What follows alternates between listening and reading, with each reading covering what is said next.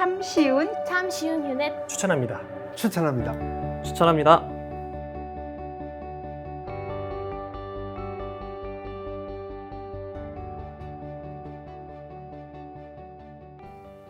네, 안녕하세요. 현재 현해평생교육원에서 학점은행제로 외국어로서의 한국어 학사기 과정을 수강하고 있습니다. 저는 그동안 IT 분야에서 약 35년 정도 일을 해왔습니다. 이제 곧 은퇴를 앞두고 있는데 현재 대학원에서는 다문화 교육학 과정을 또 공부하고 있습니다. 그래서 다문화 교육학과 한국어 교사 자격증이 시너지를 낼 수 있을 것 같아서 수강을 하게 되었습니다. 처음에는 학사학위 과정을 학점은행제로 이사할 수 있다는 것을 몰랐습니다. 그러나 이제 그것을 뒤늦게 알고 나서 인터넷에서 열심히 찾아봤죠. 물론 많은 기관들이 있었습니다. 그런데 이제 현해평생교육원에서는 그동안 제 기억으로는 아주 오래전에 IT 분야의 교육을 본격적으로 국내에서 처음으로 시행한 기관으로 저는 기억을 하고 있습니다. 실제 사이트를 기관을 결정하기 위해서 각 기관에 들어가서 홈페이지에서 교육 과정이나 또 교육 진행 과정을 어떻게 지원하고 있는지 쭉 살펴보았고 또 몇몇 기관에는 직접 연락을 해서 대화도 해보았습니다. 제가 가장 중요하게 생각했던 것은 학점은행제다 보니까 아무래도 어떻게 학습을 알차게 잘할 수 있을까 이게 이제 제 관심 포인트였습니다. 그래서 검토해 보니까 현해교육원에서 제공하는 교육 과정이 매우 저는 알찼다고 생각을 했고 또 아무래도 바쁘다 보니까 일정 관리가 매우 중요한데 1대1로 이렇게 이제 지원도 해주시고 해서 현해평생교육원을 선택하게 되었습니다.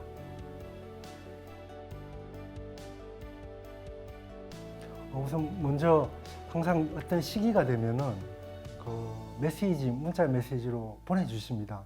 언제부터 무엇을 해야 되고 또 그것뿐만 아니고 그 진도가 좀 적게 나간 부분이 있으면은 또 즉시 연락을 주셔서 아마 이런 수업을 진행하는 과정에 있어서 시기를 놓치거나 뭘 빼먹거나 하는 것을 방지할 수 있어서 아주 좋았던 것 같습니다.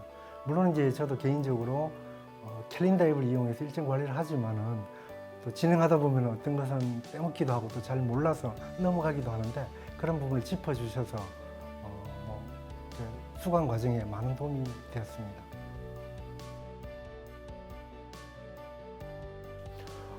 저와 비슷한 상황에 있는 사람들이 아마 꽤 많을 겁니다. 뭔가 새로운 자격증을 이수하거나 취득하거나 학위 과정을 이수하고 싶은데 직장 업무일과 병행하기 상당히 어렵죠. 시간이 부족한 사람들 이런 분들께 적극 추천하고 싶습니다. 앞서서 말씀드렸던 것처럼 저도 이제 이 외국어로서의 한국어 교육과정 학사학위를 이수하고 싶었는데 처음에는 이 학점은행제를 원하는 줄 몰랐습니다. 그래서 은퇴하고 나서 일반 대학에 진학을 해볼까도 생각을 했었습니다. 그런데 올 2월 달에 학점은행제로 취득이 가능하다는 것을 알게 됐습니다. 그래서 급하게 찾아보니까 이제 현해평생교육원에서 3월 초에 개강을 하더라고요.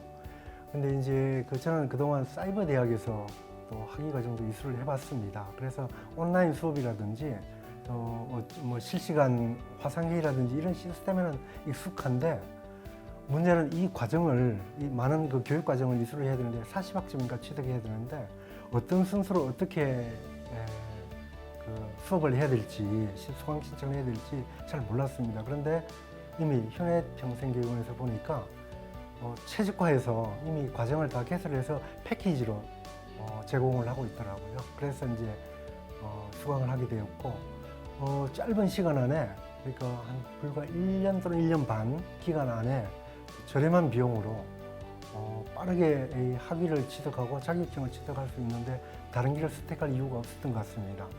그래서 우리가 어디를 가는데 빠르게 또 더 저렴한 비용으로 더 효과적으로 갈 수 있다면 그 길을 선택하는 건 너무나 당연하다. 그렇게 생각을 하고 학점은행제를 선택하게 되었습니다.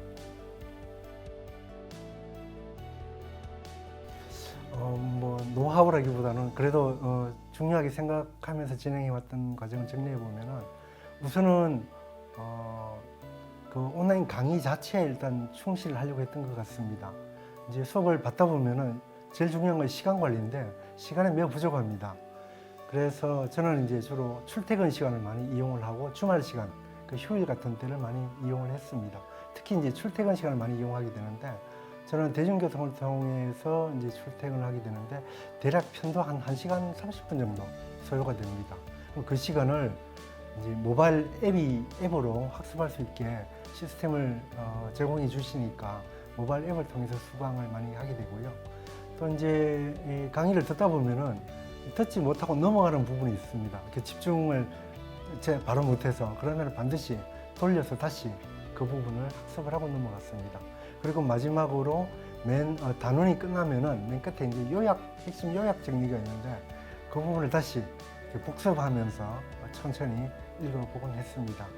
그리고 또 한 가지 이제 뭐 노하우라면 노하우인데 평가에 있어서 과제가 차지하는 비중이 꽤 크더라고요. 한 20% 정도 되는데 그래서 여기서 승부를 걸어야 되겠다 이렇게 이제 생각을 하고 그 과제를 충실히 작성하기 위해서 노력을 했습니다. 휴넷 평생교육에서 그 가이드라인을 제공해주고 있거든요. 과제는 이렇게 작성하는 게 좋다. 그 가이드를 따라서 충실하게 작성하려고 노력을 했습니다. 그래서 이제 뭐 교환뿐만 아니고 필요하면은 그 인터넷이나 또는 학술 그 논문 같은 것도 이렇게 찾아보면서 과제를 좀 열심히 작성했던 것 같습니다. 네, 학점원행제가 낯설 수도 있습니다. 저도 처음에 그랬으니까요.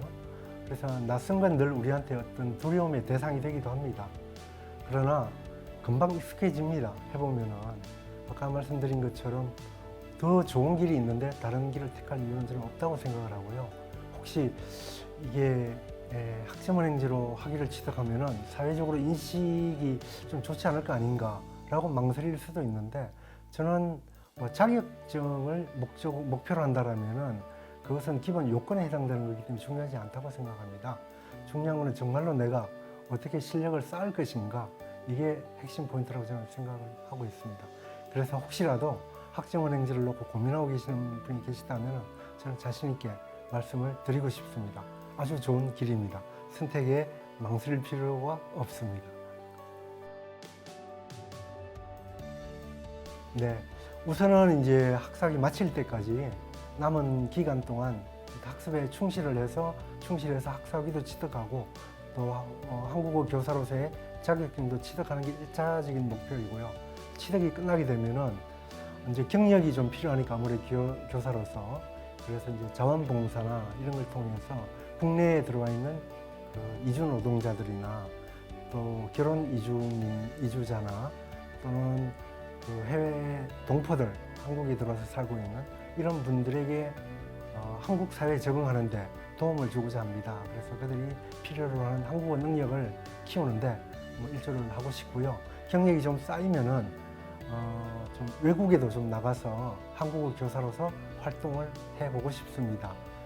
많은 교사들이 있지만은 저개발 국가 같은 경우에는 이제 많은 비용을 받을 수 없기 때문에 아마 젊은 우리 교사분들은 선뜻 가기가 쉽지 않을 것 같은데 뭐 저는 그런 부담이 없기 때문에 앞으로 해외에서 한국어 교사로서 활동을 해보고 싶습니다.